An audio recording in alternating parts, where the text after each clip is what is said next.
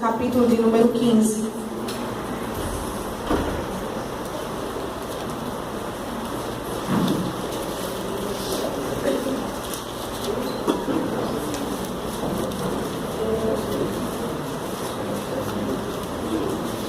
O versículo de número 1, o versículo de número 2 e o versículo de número 3.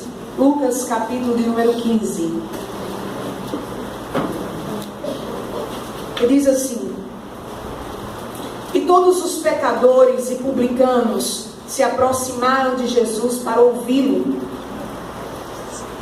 E os fariseus e escribas murmuravam, dizendo: Este recebe pecadores e come com eles. Então Jesus lhes contou uma parábola. Olha aqui para mim, deixa a Bíblia aí. Nós tivemos uma palavra muito abençoadora ontem à noite falando sobre o avivamento. E o Espírito Santo me dava uma palavra para que nós pudéssemos continuar compartilhando daquilo que é o desejo dele, do derramamento que ele tem para as nossas vidas nos últimos tempos.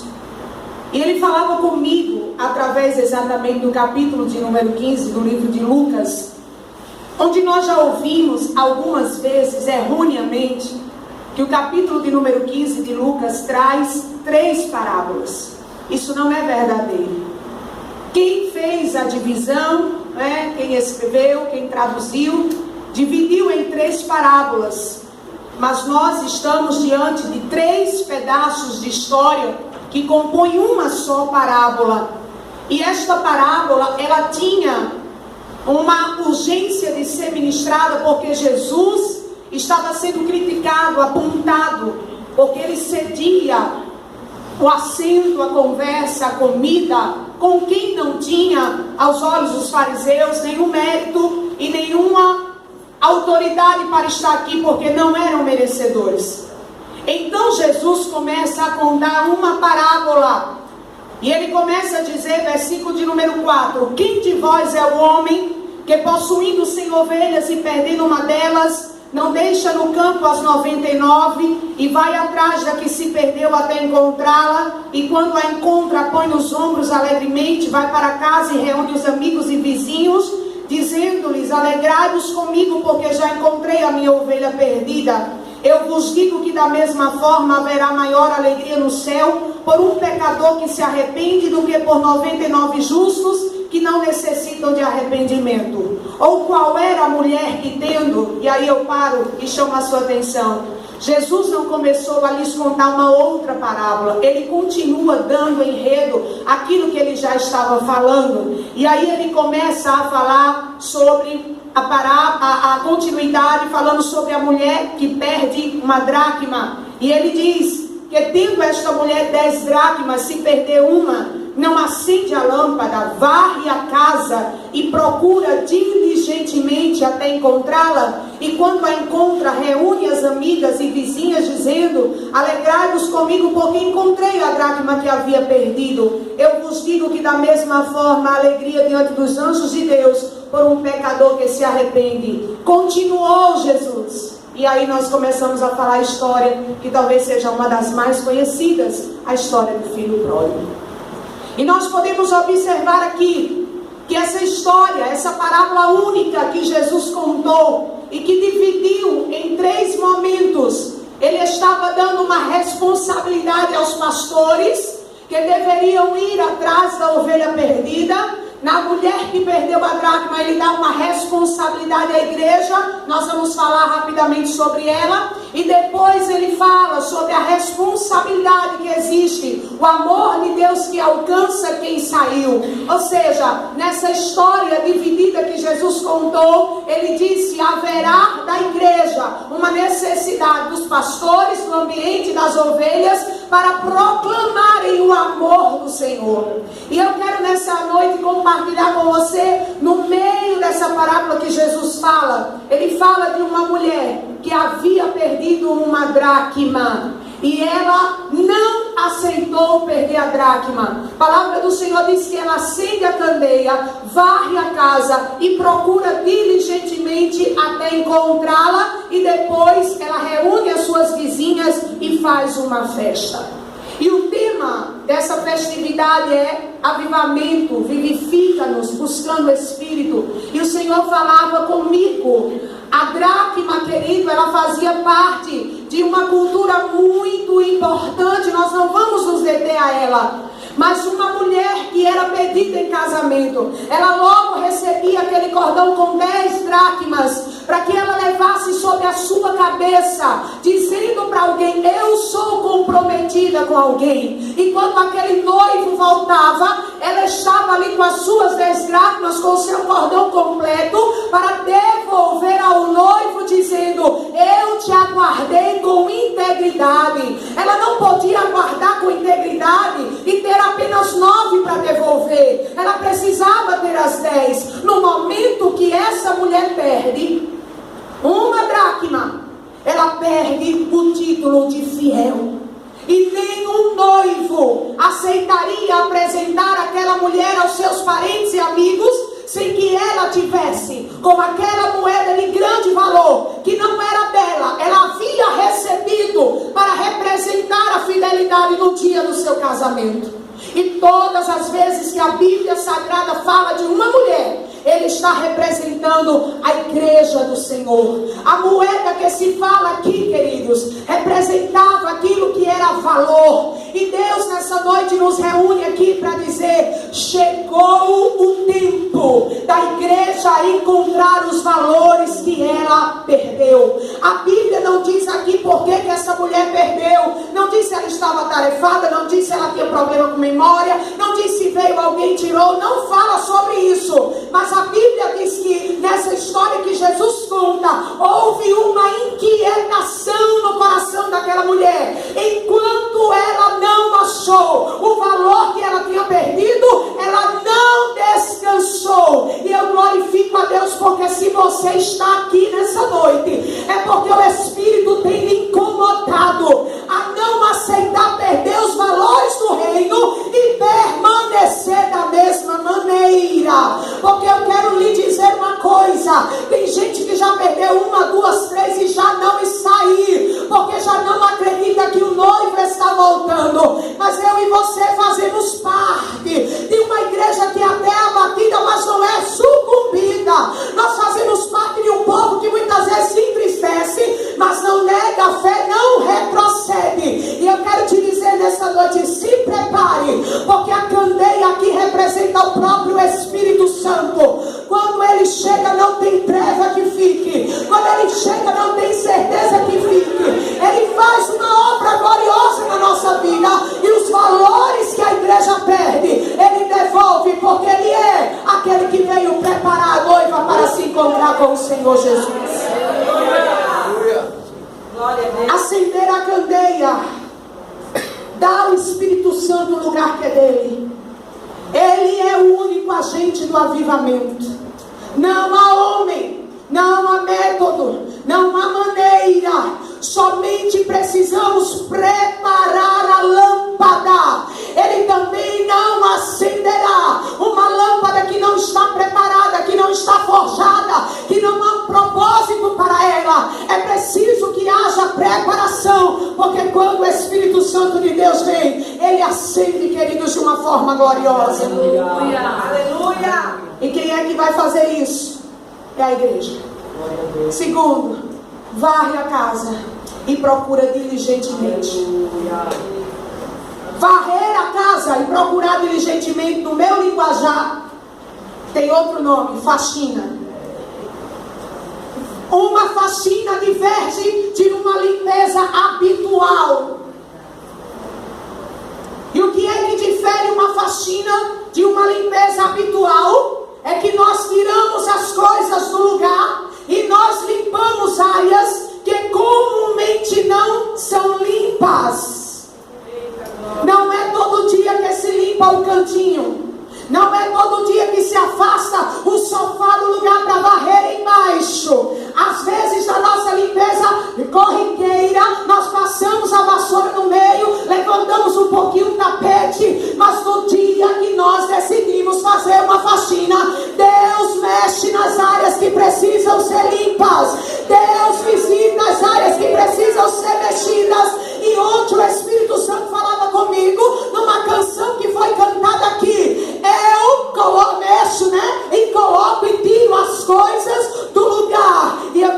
dizer, querido, que não haverá uma área na igreja de Deus que Ele não vai mexer, que Ele não vai limpar, que Ele não vai tirar do lugar para que o avivamento venha. Porque uma das primeiras coisas que Deus traz como avivamento é temor e aborrecimento ao pecado. Aleluia. Pergunta para quem está do seu lado: você está pronto para uma faxina de Deus?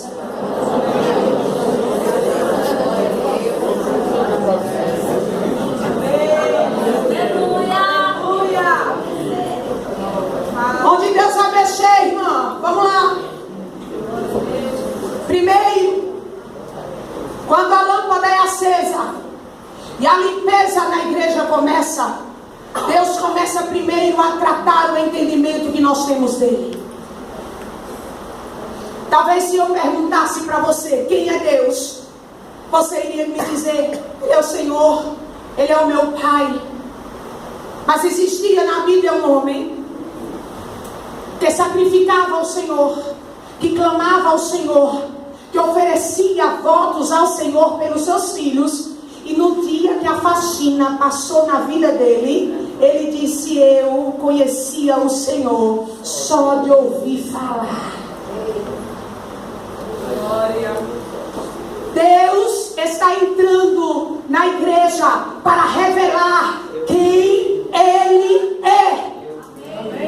A igreja prostrou-se diante de um Papai Noel com um saquinho de bênção que vem de tempos em tempos para atender ao meu e ao seu pedido, porque vamos colocar diante dele: preciso da tua bênção porque fui um crente bonzinho durante o ano, preciso da tua bênção porque fui um diácono exemplar, não faltei nenhuma das minhas escalas. Senhor, eu preciso da tua bênção porque eu sou pastora e eu tenho sofrido na tua obra. E aí aquele velhinho se prostra para tirar o seu presente. E quando o velhinho erra, o presente que você esqueceu, que você pediu, se não vem da cor que você pediu, ou se não veio no Natal, nós batemos o pé, gritamos com o velhinho e dizemos a ele: nunca mais eu vou lhe servir.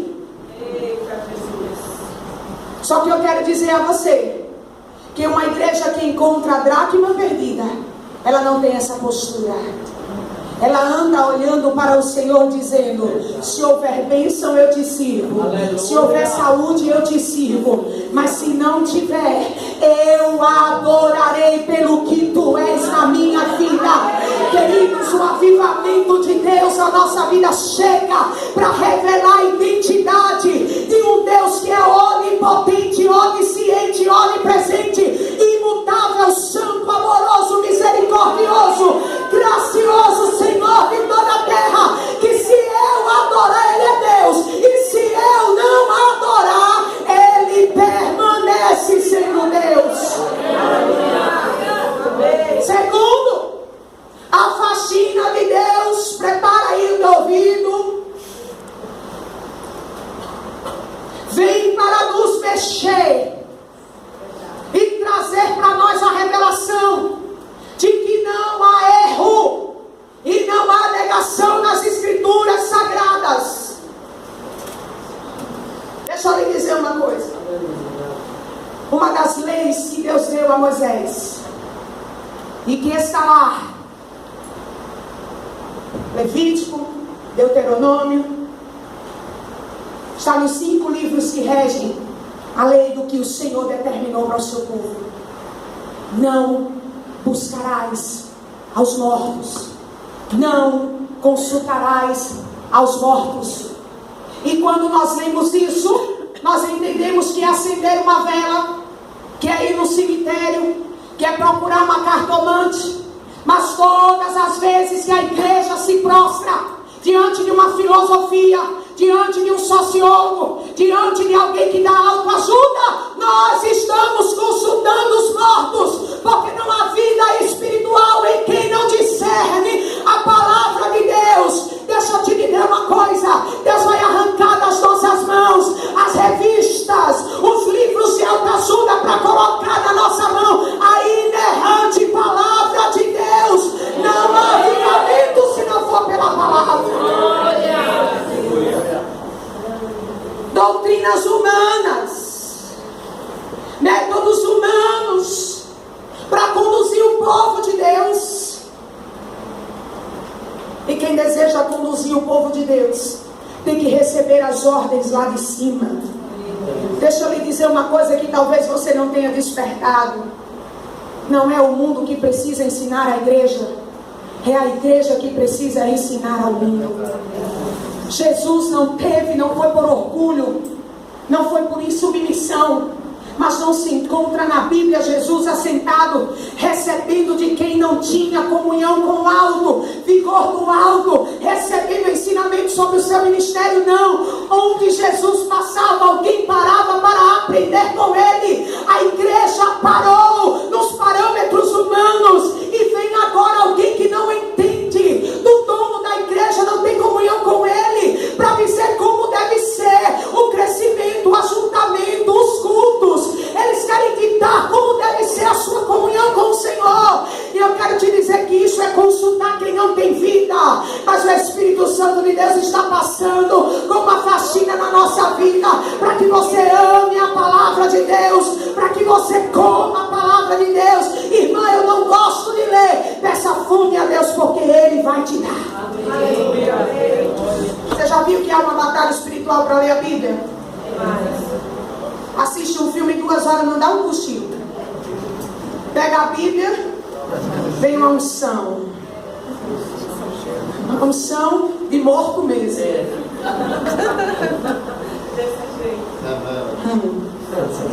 Terceira faxina que Deus vai fazer no nosso meio. Se prepara, meu irmão, porque se o teu reino foi construído em cima de você, Deus vai te derrubar.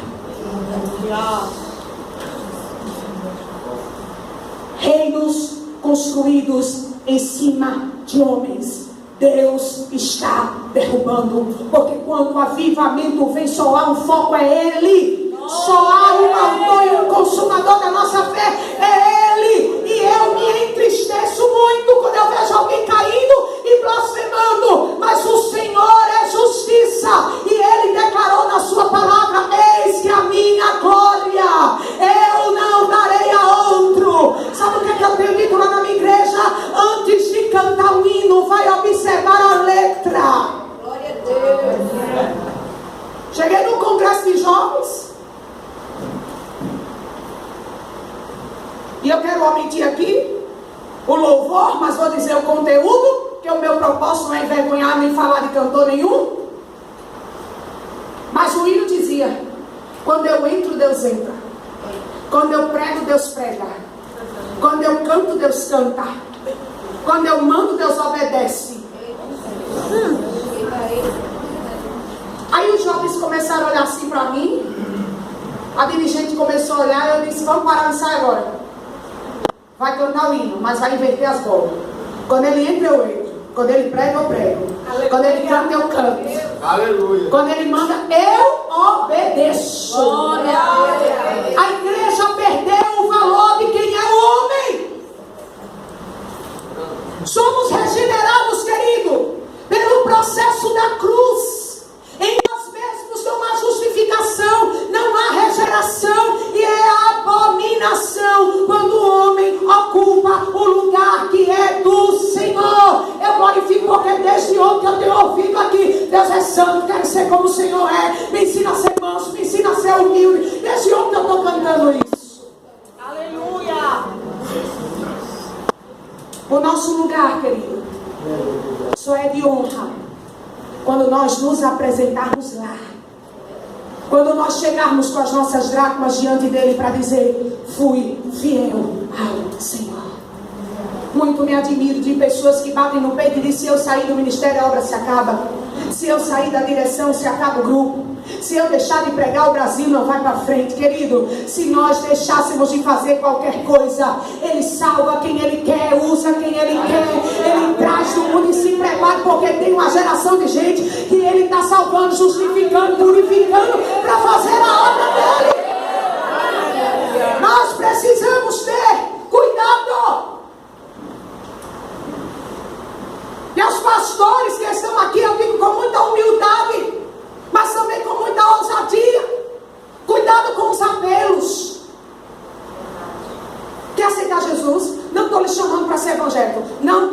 chamando para ser cristão, estou lhe chamando para Deus entrar na sua vida, mudar a história. Deus tem um plano maravilhoso. Não! Eu estou lhe chamando para ser confrontado com a cruz. Você, pecador, precisa dele. Não quer, querido? Então o problema é seu. Mas Jesus não é oferta barata da feira para a gente oferecer de qualquer maneira, não. Um arranjadinho para dizer no final do culto no Facebook: 4 almas para Jesus. São almas que nunca mais voltarão na igreja. Aceita Jesus, mas não se firma, porque não tomaram uma decisão própria. E o Senhor Jesus disse: quem quiser me seguir, negue-se a si mesmo, tome a sua cruz e me siga. A igreja precisa confrontar o pecador e precisa mostrar a necessidade, mas tem que partir do coração dele o desejo de ir até a cruz. Eu estava num ambiente onde o pregador fez um apelo e eu comecei a chorar no meu canto, porque aquele homem disse assim: quero conhecer quantas pessoas ainda não aceitaram a Jesus. Venha para frente, eu quero fazer uma oração com você. Foram. Repita assim comigo: Senhor, entra na minha vida. Pronto, pode dar a paz do Senhor, agora já é da família de Deus. Pode abraçar aqui, glória a Deus. Aplauda o Senhor, mais um pecador que aceitou Jesus. Sem haver entendimento, sem haver decisão, sem haver desejo. Deixa eu lhe dizer uma coisa nessa noite: a igreja de Deus não é um clube social que se paga uma taxa e se entra para tomar banho. Aqui, queridos, nós somos a noiva separada, exclusiva, adornada. Para fazer parte dessa noiva tem requisito.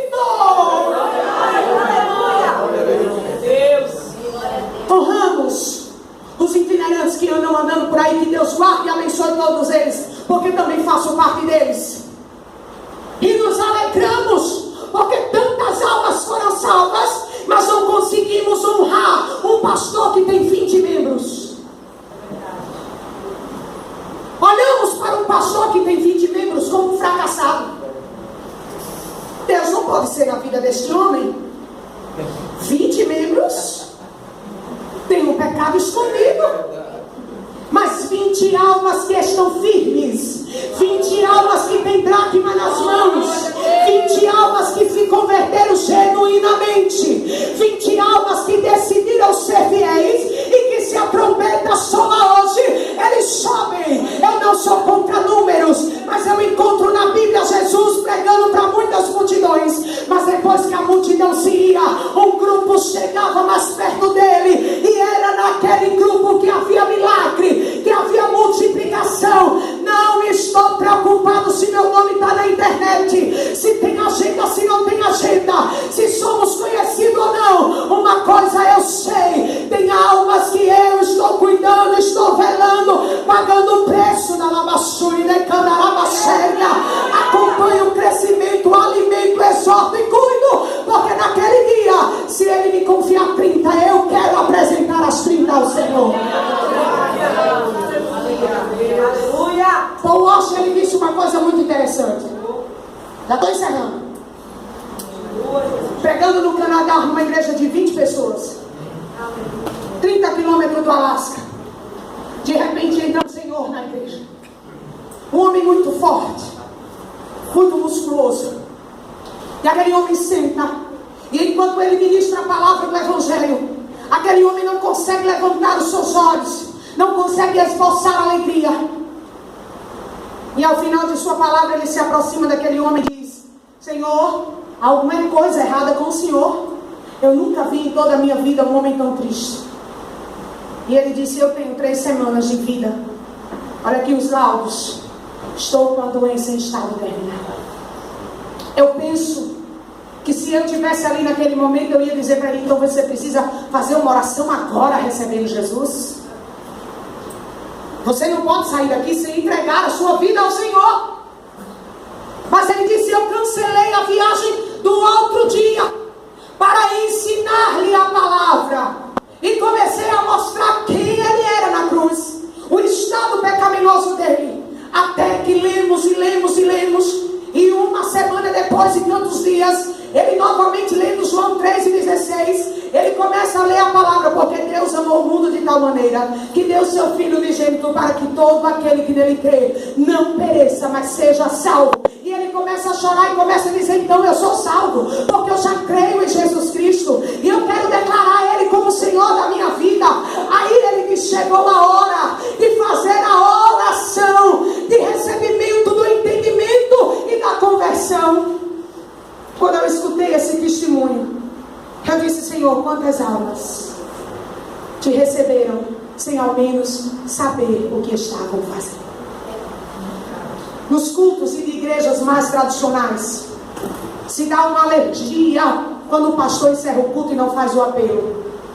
Mas eu quero lhe dizer que na igreja que o avivamento acontece, não se faz apelo, porque as almas vêm chorando diante do altar, dizendo: nunca mais insista com uma pessoa do seu lado, vamos, você tem que ir, olha, pode ser a última oportunidade. E a igreja começa a cantar o hino do fundo de terror do inferno: amanhã pode ser muito tarde. A pessoa vem por medo, mas não vem por convicção.